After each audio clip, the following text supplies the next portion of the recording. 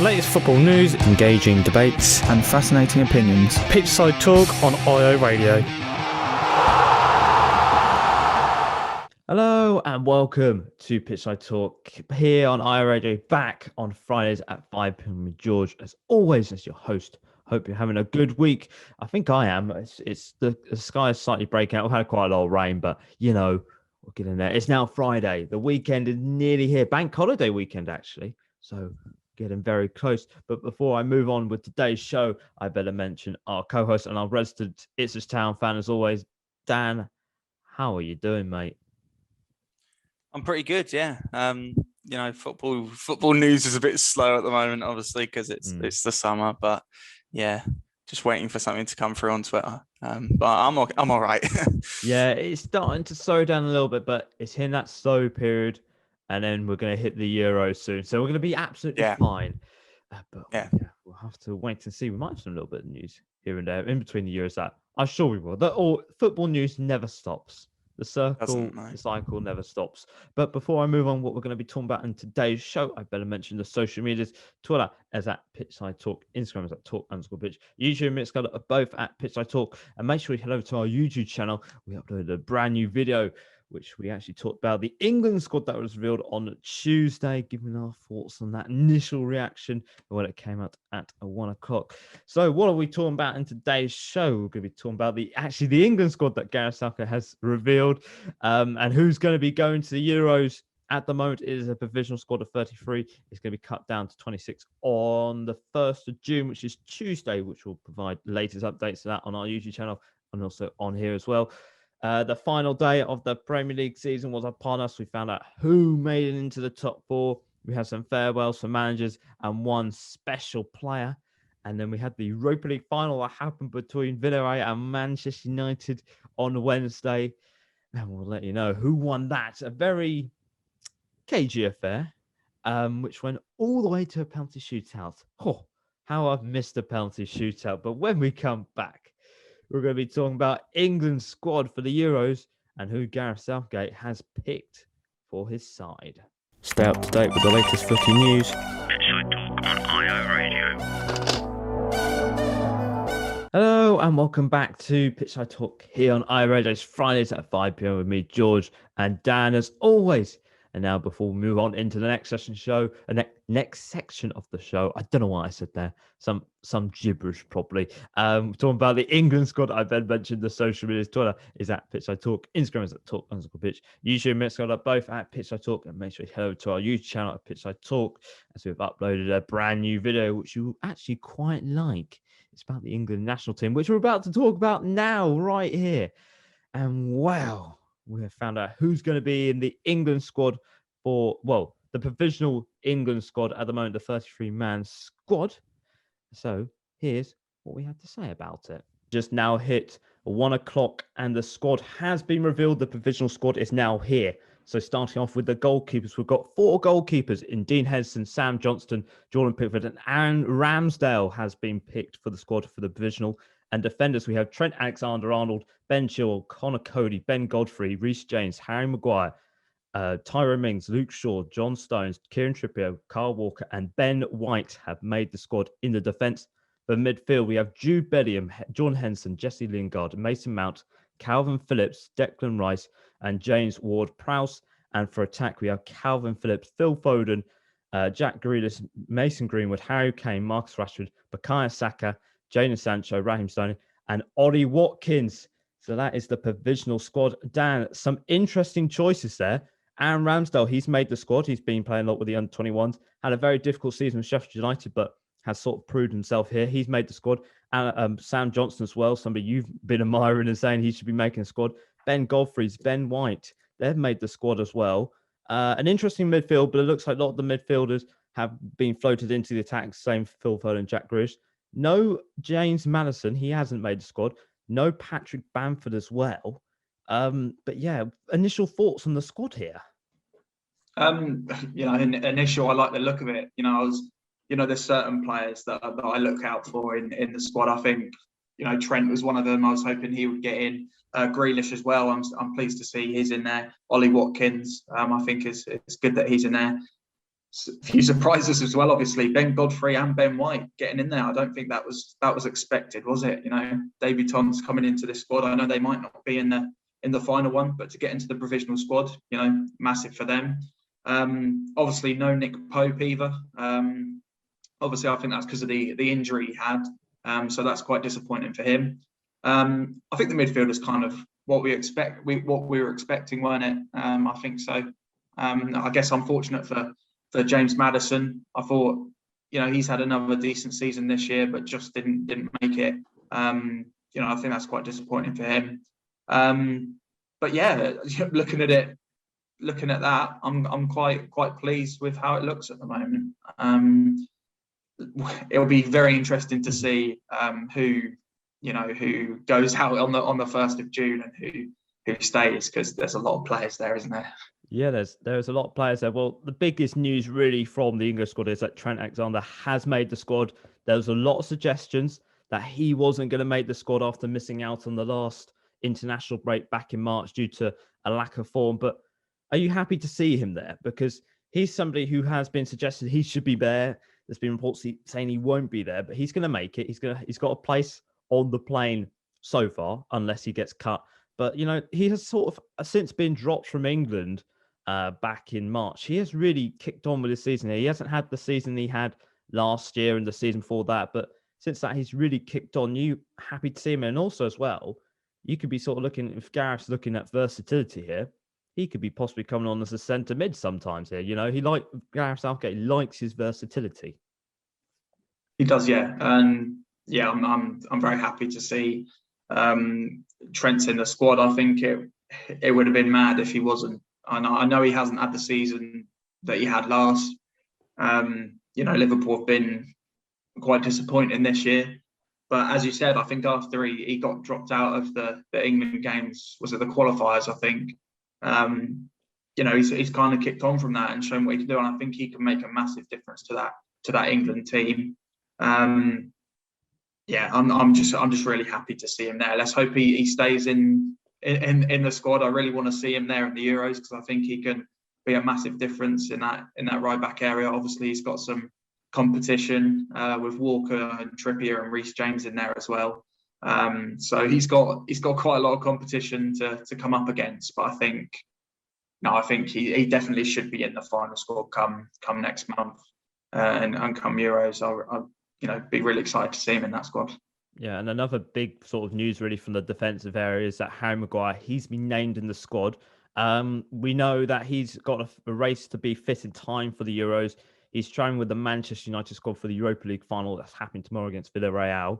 Solskjaer, he hasn't provided us with a latest fitness update on Maguire, but is it good that he's in the squad here? I think Gareth wants him. He's Gareth's sort of number one centre-back from the 2018 World Cup. He was that leader in the back, and he helped a lot with the set pieces and that. But are you happy to see him in here? And I guess this sort of provides a little bit of hope here, but could this be quite a massive risk, him playing? Because if he ain't going to play in the Europa League final, he's going to be thrown back into the England side, and that's a problem here, because he hasn't played any football since Aston Villa, and we don't know how good that ankle is doing at the moment.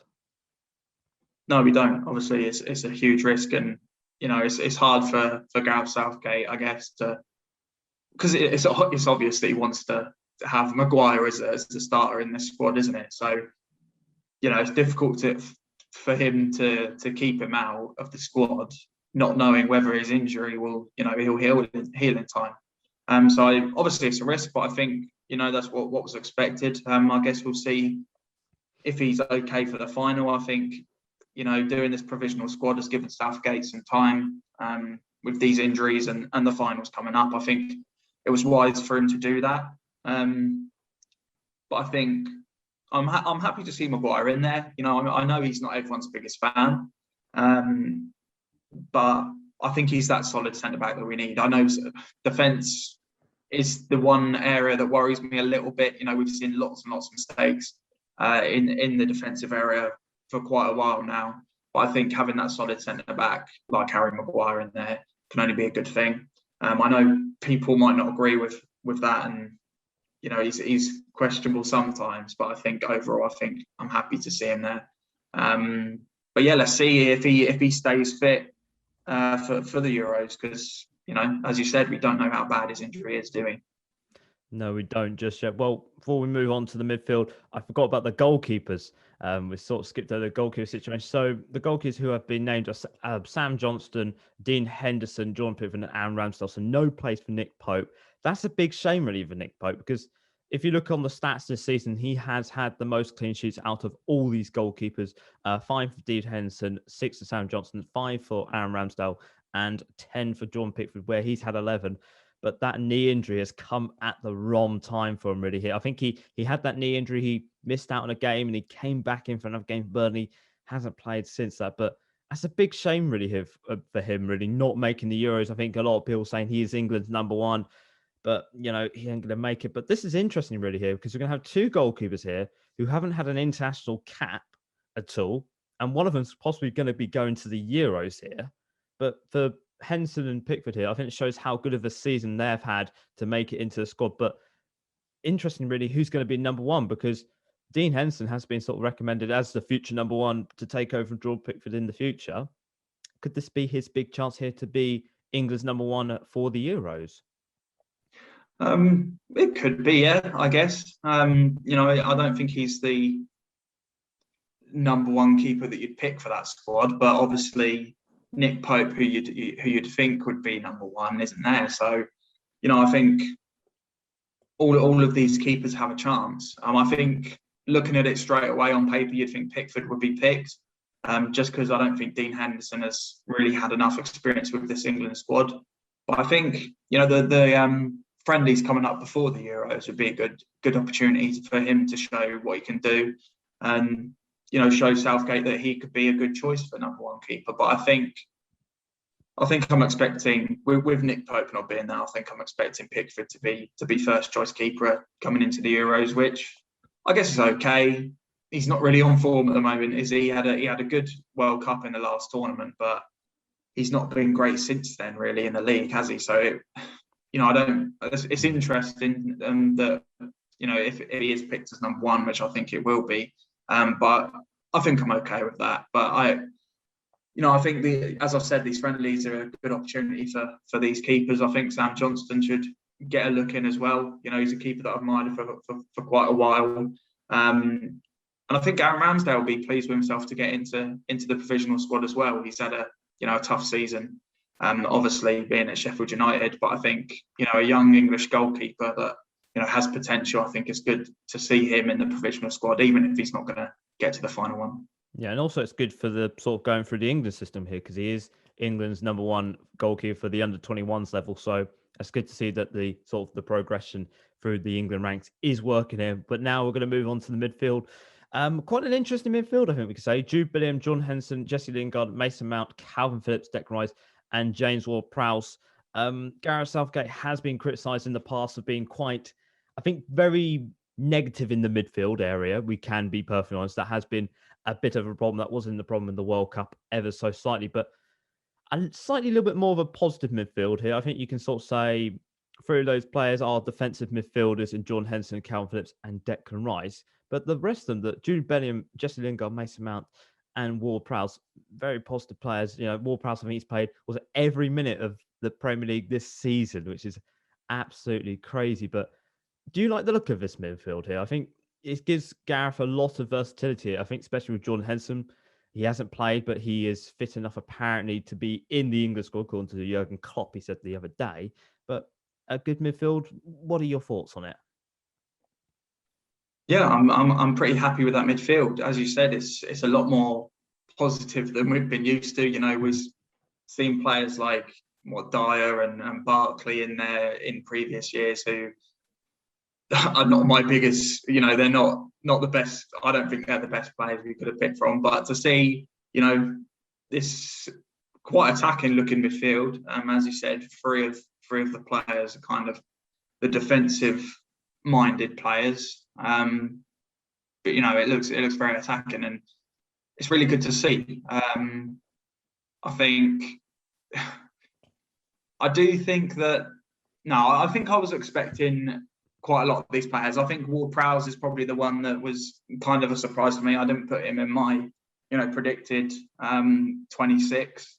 But thinking about it, he's had a good season, hasn't he, for Southampton?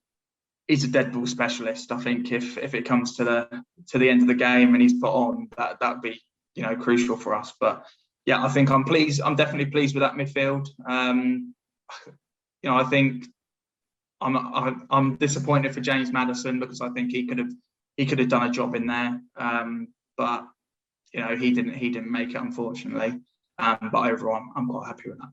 Yeah, it's a bit of a shame Maddison didn't make it in there, but Lingard did. Do you reckon that was the deciding factor really here? It was Lingard or Maddison, and for Lingard really, since going down to West Ham, he has transformed himself. I think 9 goals in the last 16 games, 5 assists as well. For Maddison, has been a tough second half of the season. I think since probably March has gone a bit wayward really, with sort of a little bit of a falling out between him and Brendan Rodgers, having that ongoing hit problem that has been causing a few problems for him throughout the whole season. He'd be ashamed that he didn't make in there. But for Gareth, do you think that was a deciding factor really? He hasn't had a good second half of the season. He's got that ongoing hit problem. And for Lingard, someone who's played in the English squad before, he was in the famous one that went to Russia in 2018. He knows what he's going to expect in there. And his form is so electric at the moment, and he deserves a place really for what he has done in the second half. And he should be really rewarded for that. Yeah, definitely. It's kind of a no-brainer really to put him in the squad, isn't it? After the season he's had, he's been brilliant for West Ham. So yeah, I think to be rewarded with a place in the England squad, is warranted for him. And I think he'll be very pleased with that because, I think, that spell at Man United, he wasn't really played very much, was he? He just wasn't on form either. But going to West Ham, it changed him as a player, didn't it? It brought, what we know of Jesse Lingard back out, and you could see that when he's playing for West Ham, that attacking threat. And I think, I was expecting Jesse Lingard to be in there, and it's definitely deserved. And yeah, I'm really pleased, and let's see how he does in the Euros. If he keeps up this form, then it's all good, isn't it? Yes, it is all good. And that's everything from the midfield. And finally, the attackers, the forwards, the place where all the goals are going to be scored. Hopefully, we hope so. And the people currently going at the moment are Dominic Calvert-Lewin, Phil Foden, Jack Grealish, Mason Greenwood, Harry Kane, Marcus Rashford, Bukayo Saka, Jane Sanchez, Raheem Sterling, and Ollie Watkins. Some interesting choices there in the forward. Somebody who has definitely missed out on this is Patrick Bamford. I think he's had a fantastic season, but he hasn't made the squad. But Ollie Watkins who's had that England cap and scored on his debut as well. But will Patrick Bamford be a little bit disappointed that he hasn't made the squad really? I think we can say, if you're looking at the best players who have come up from the Championship this season, I think you can say he is definitely up there with Ollie Watkins. But do you reckon that was a toss of coin decision, really, having Bamford or Ollie Watkins in the squad? Yeah, I think it was. I think Bamford is probably quite disappointed with that. We know the season Leeds have had has been fantastic this year, and he's been the focal point of that, hasn't he? So I think he'll be very disappointed. Yeah, they had to kind of between the two, because I don't think they're going to be starters, are they? Watkins or Bamford, they're not going to be starting games. If they get minutes, it's going to be off the bench. And I think in my 26 that I picked Watkins because I think he would be more of an impact player if he came off the bench. That doesn't mean I don't rate Bamford at all, because I think he's a great player. But I just think Watkins would be better impact player. So yeah, I'm pleased for Ollie Watkins as well. He scored in his debut. I think he's a fantastic player. So I'm very pleased that he's got into the provisional squad. But obviously, quite disappointing that Bamford didn't. I'm sure Leeds fans aren't really happy with that. I'm sure they'll be tweeting about that. But yeah, I think him himself will probably be disappointed with that as well. Yes, I think he will be a little bit. And an interesting really choice in the attacking forwards really is Mason Greenwood. He's been picked in the attacking forward. I think he's sort of been overshadowed a little bit this season. I think the second half of the season he has really come alive at Manchester United with 7 goals in 31 appearances. He's already had a cap for England here. Is he sort of that wild card shout possibly to come off the pitch. I don't think we're expecting him to be starting. We've got Sancho, Rashford, Phil Foden, and Jack Grealish in that sort of wing area. But for him, it'd be a pleasure for him to go to Euros. I think for Gareth Southgate, is he looking at possibly a wild card moment here? If the game needs that extra little bit of pace or that flair, he's going to be the player to possibly do that. Yeah, he's definitely going to be that type of player, isn't he, in the Euros? And I think he's shown sparks of what he can do at Man United. As you said, he's kind of come alive in the second half of the season, which is really good to see. And the pace that he shows and the skill that he shows is really promising. So I think he'll be that type of player again to come off the bench and impact a game, which I think he can do really well actually. So yeah, I'm happy to see him there as well, and I think it's a good chance for him to show off what he can do on the big stage as well. Because as you said, he's had one England cap. He's not had experiences in this England squad, so for him to go to the Euros would be a massive achievement for him, I think. And that'd be exciting to see what he could do if he comes off the bench in any of those games. Yes, it'd be very exciting to do. Well, so Gareth Southgate, he has selected 33 players. Currently, at the moment, in his provisional squad, he's got to get down to 26 by the 1st of June. Dan, I'm going to ask you a very tough question here.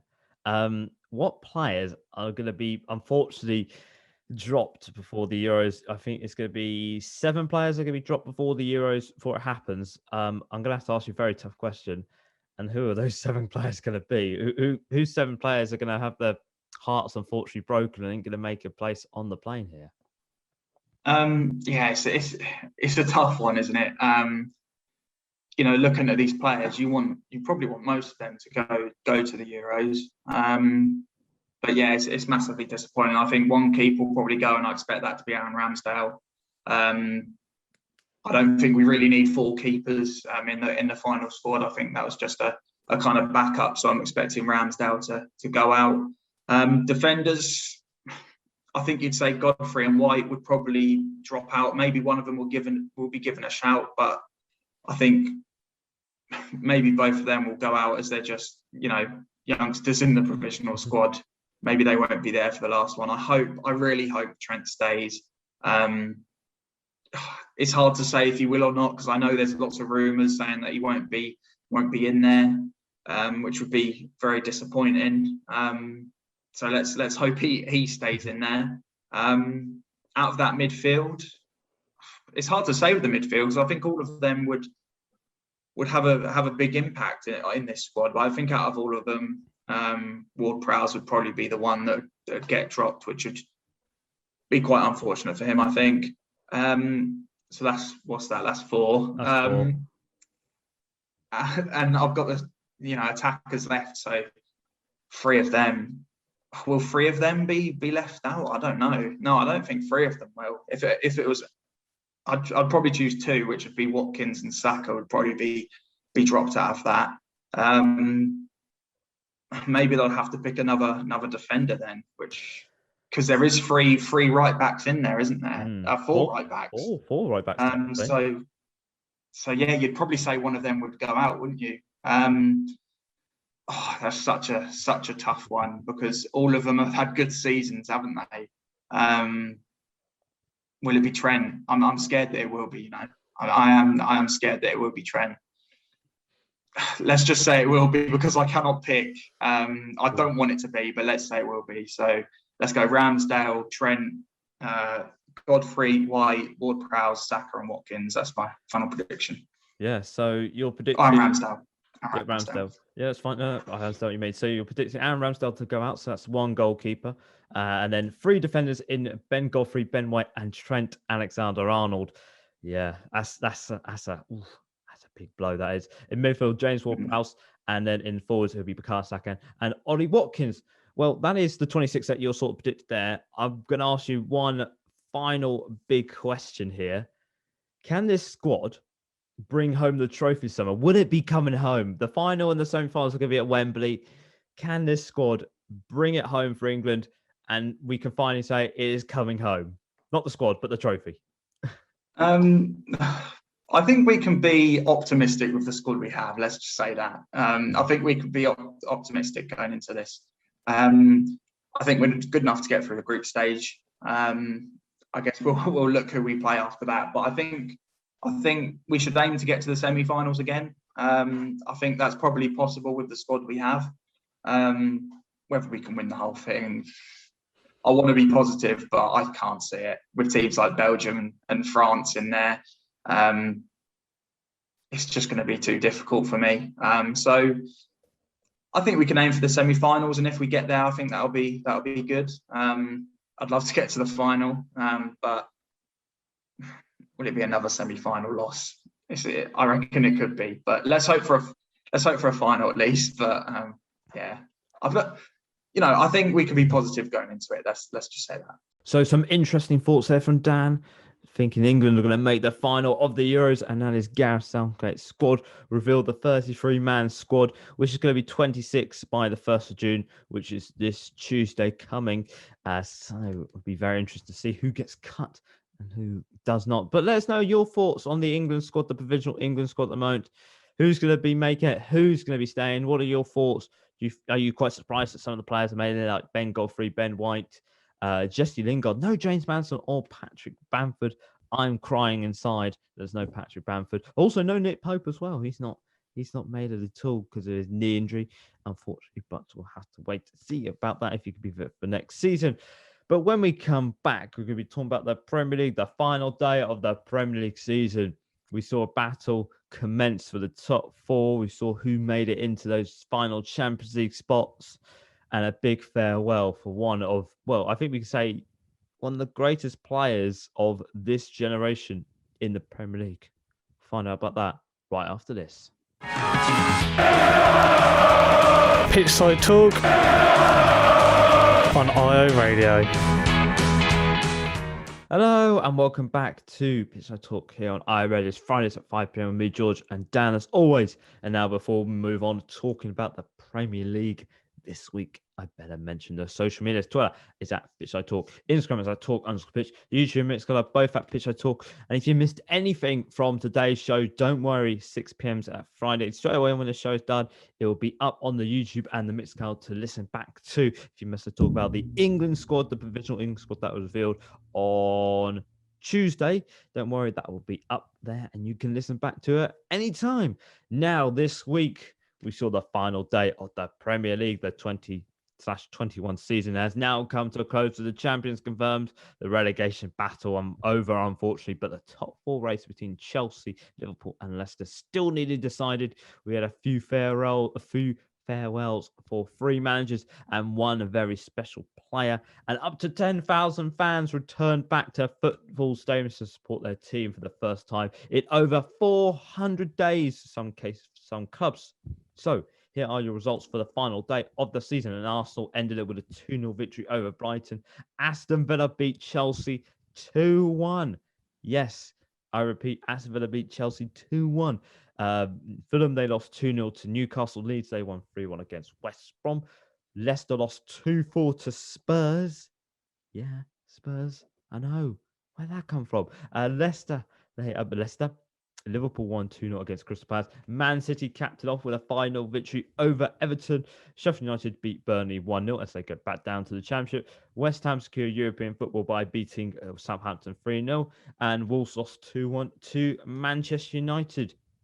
But first, the top 4 race, it hit a very dramatic end on Sunday as Liverpool secured 3rd place after a 2-0 victory over Crystal Palace. But Chelsea, they lost to Aston Villa. But thankfully, Leicester, they bottled it twice against Spurs, meaning that Chelsea secured top 4 by 1 point.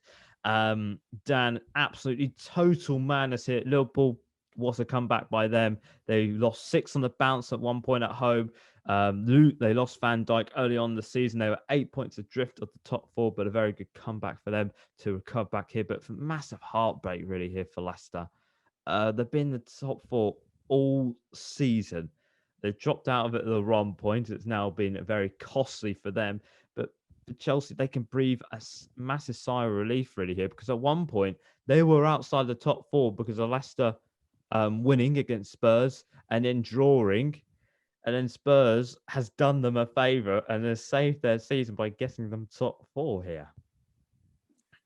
Yeah, it's yeah, it's heartbreak for them, isn't it? And it's twice in a row now, isn't it? Because they did it last season after lockdown finished. They did it as well. So I think they'll still be happy with their season. I think I've said before, winning the FA Cup is a massive achievement for them, and they'll still be in Europe next year. Maybe the Europa League, but I'm sure they wanted to have Champions League football. But I think overall they've had a really good season. Just that, that heartbreak at the end, which is disappointing for them and the fans, I think. But I think overall, most fans will be happy with the season they've had.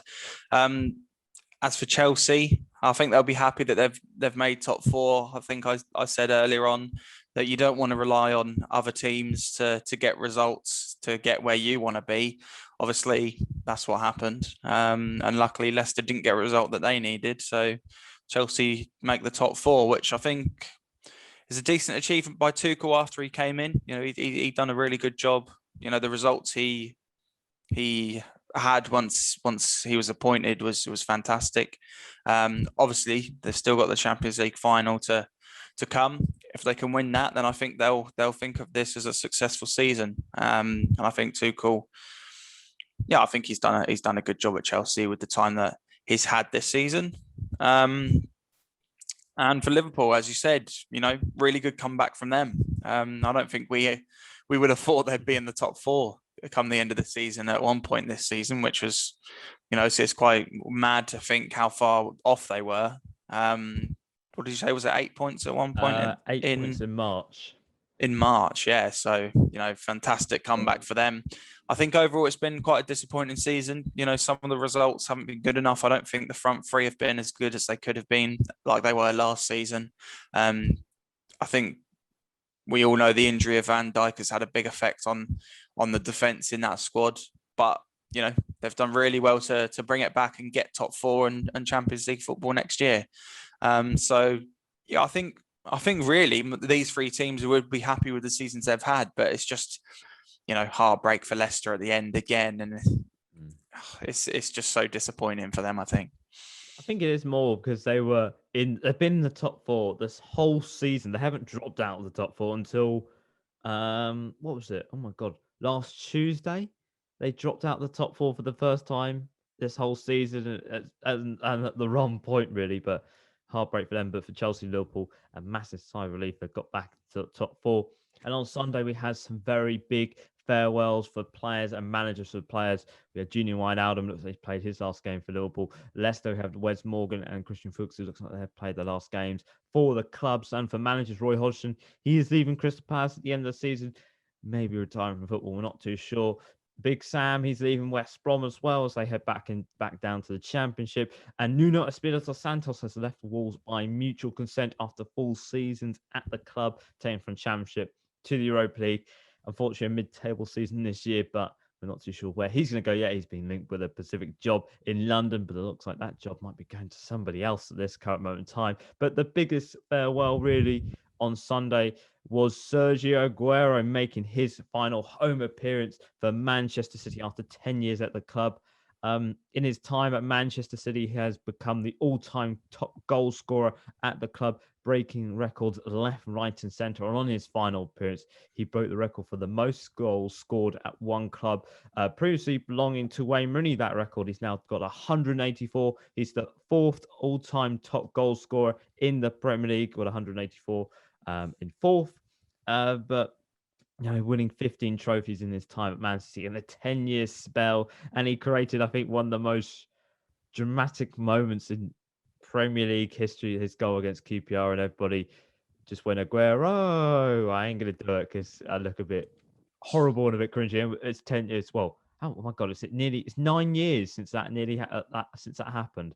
That's mad. It is, yeah. 9 years old now. But Dan, simply, I think we can say what a player he is. I think he's been one of the best, I think, out of this whole decade he's been at. It feels like he's belonged in the Premier League all this time, but imagine if he started his career at the Premier League. He could be the top goal scorer in Premier League history here, up with Alan Shearer. But it's such a shame that he's leaving. Pep Guardiola was very emotional in his interview about him leaving. They said he cannot be replaced. You cannot replace somebody like that. But he's leaving at the peak of his powers here because he scored 2 goals against Everton. He showed that he still could do it. It's such a shame that he's leaving Man City, but he's leaving on such a high here, and he's still got the Champions League final to go, where it could be a brilliant farewell for him if they win it.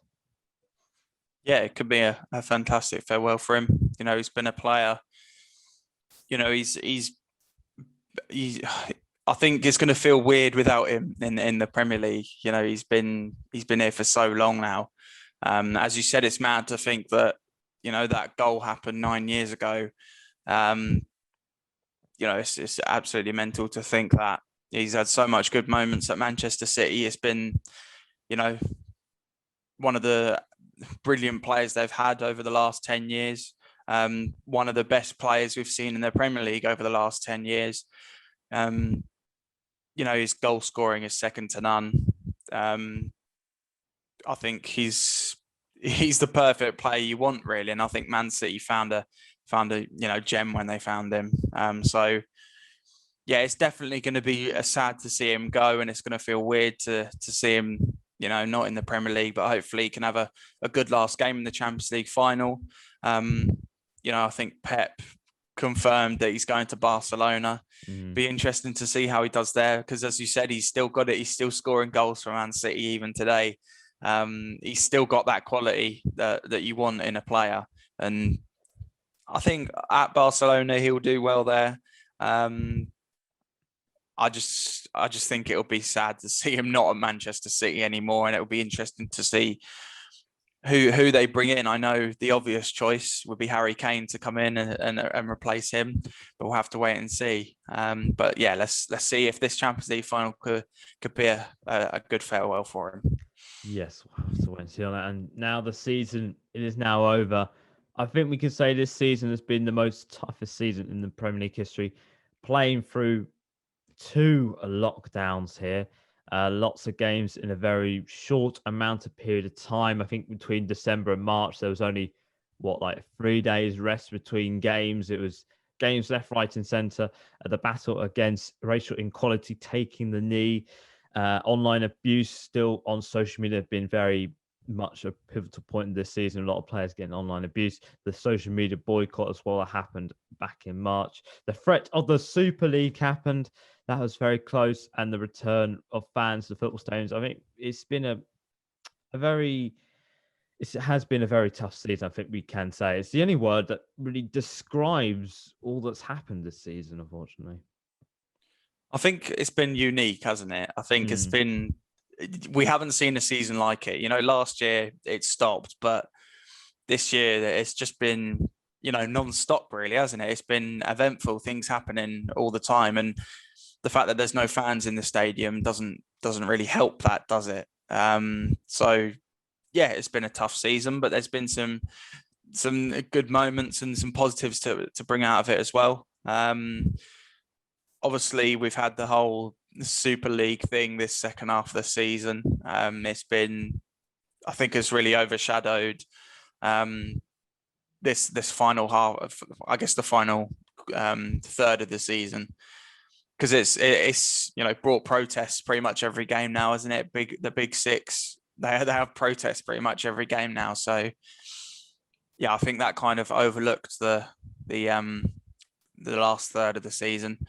Obviously, as you said, the racial equality and the online hate, it's sad to say this, obviously, but it seems to be more prominent this season, which, you know, I don't understand it. I really don't. And I think the things the Premier League and the FA and whoever are doing that or are trying to do are good.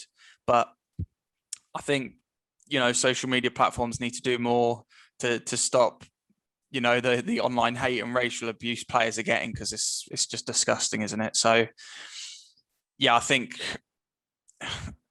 I guess the football side of it has kind of been overshadowed a little bit. We've had some good moments, but yeah, it's definitely been a very eventful season, and I think a lot of players and fans will be glad to see the back of it, if I'm honest, because as you said, there's been a lot of football, hasn't there? There's been a lot of matches over and over again, hasn't there? Like, as you said, 3 days between games. I think Manchester United, because of the Liverpool postponement, they had so many games in a week or something like that. So injuries have been a big problem this year as well. So I think a lot of people will be glad to see the back of it. It was good to see fans back in right at the end. At least a few games this season fans have been able to see, which is really good. But I think now we need to just look at next season. There hopefully be full stadiums.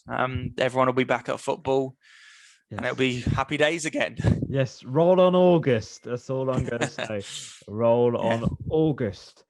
Well, that is everything for the Premier League this season. The 20/21 season is now over. We can now file that away in the file cabinet. That's done. And now we can start writing up the 21/22 season. Well, when we finally get the final club to join, which we'll find out tomorrow between Brentford and Swansea in the playoff final. But when we come back, we had the Europa League final on Wednesday. The first major honours in European competitions was up for grabs between Villarreal and Manchester United. And we'll find out who got that in just a moment. The best place in Ipswich to hear the latest football debates, Pitchside Talk on IO Radio. Hello and welcome back to Pitchside Talk here on IO Radio's Fridays at 5 p.m. with me, George and Dan, as always. Now, before we move on, talking about the Europa League final between Villarreal and Manchester United, which happened on Wednesday. I better mention the social medias. Twitter is at Pitchside Talk. Instagram is at Talk_Pitch. YouTube and Mixcloud are both at Pitchside Talk. If you want to listen back to any of our previous shows or even this show, if you missed anything from this show, don't worry. 6 p.m. on Friday, straight away after the show is done. It will be up if you want to listen to us talk about England, the provisional squad that has been revealed.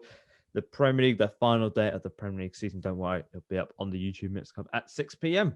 Now, the Europa League, the first major final happened on a Wednesday with Villarreal and Manchester United travelling to Gdansk to play in Poland for the 50th Europa League / UEFA Cup final. Villarreal searching for their first ever Europa League trophy and their first ever major trophy. They've never won a trophy before. Madness. But for Manchester United, they're looking to end the season off with some silverware after a good season in the Premier League. And the team that came out on top after extra time and a super intense penalty shootout, which ended 11-10 to Villarreal on penalties after the goalkeepers went down to it and David De Gea's penalty was saved. Dan, a very cagey match, I think we could say. Only 3 shots really on target. It was very much more of a chess game, really. I think we can be perfectly honest. Not much really happened throughout the whole 120 minutes, apart from Cavani and Gerard and Moreno scoring.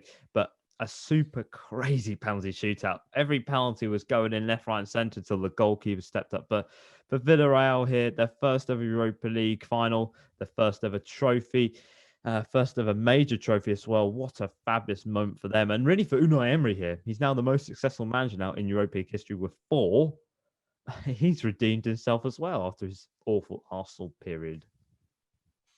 He has, yeah. What an achievement for a team like Villarreal to win, a major tournament like that. It's fantastic. And you do like to see the underdogs do well, don't you? And I think going into the game, everyone would have thought Man United would be favourites. It was a poor game, wasn't it? For a final, it was really a poor game. There was, it lacked so much quality that you'd expect from a Man United team and a Villarreal team as well, who I think finished 7th in La Liga this season. So they were in the top of that league. So yeah, I think you'd expect more from a Europa League final. I think it was destined for extra time from the start, really, wasn't it? But yeah, still, Villarreal winning it is such a big achievement, and that for them, what a moment. First major trophy is a massive moment, and I think Unai Emery, what a job he's done to do that. And as you said, he's definitely redeemed himself.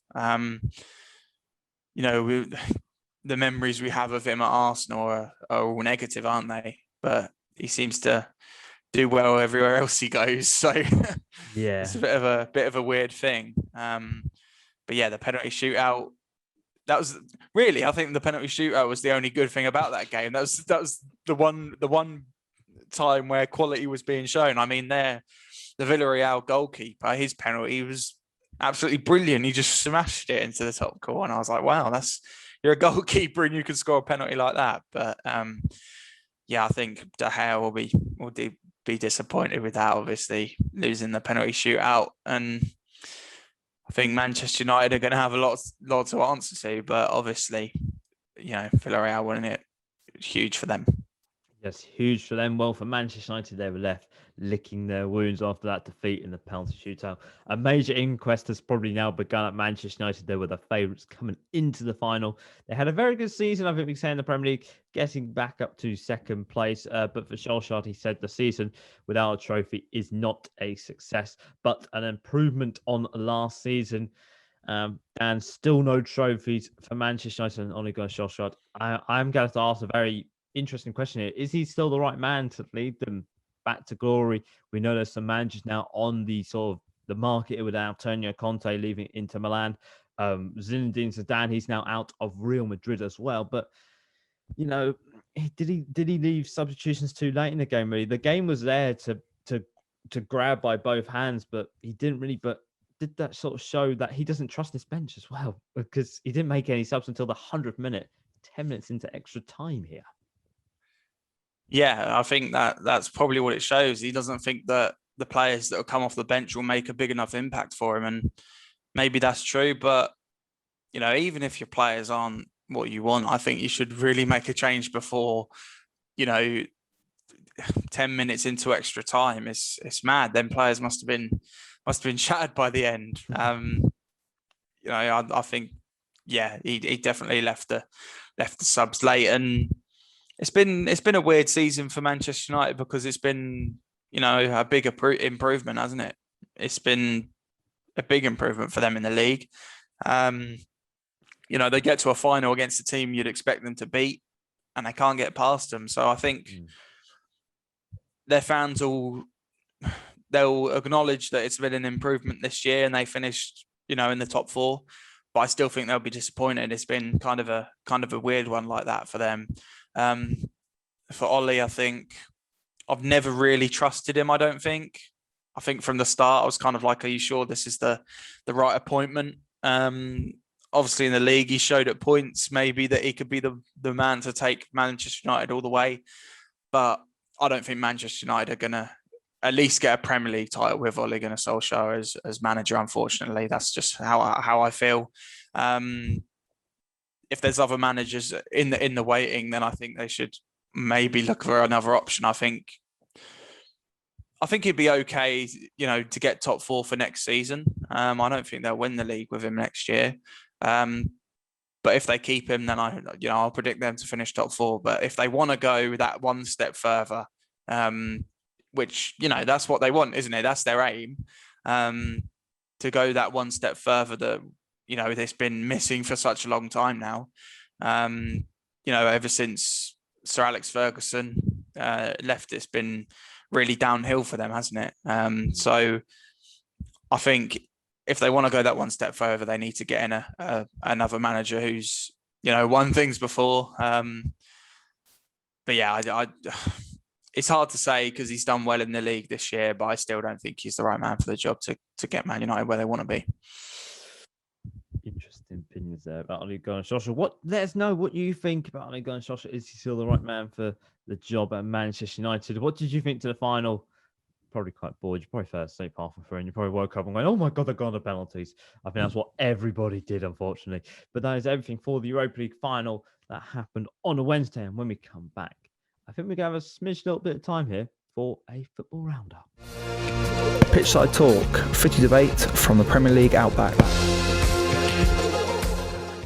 Hello and welcome back to Pitchside Talk here on iRadio's Fridays at 5 p.m. with me, George and Dan, as always. Now, we're going to move straight on to this. We're going to be talking about a very quick football roundup.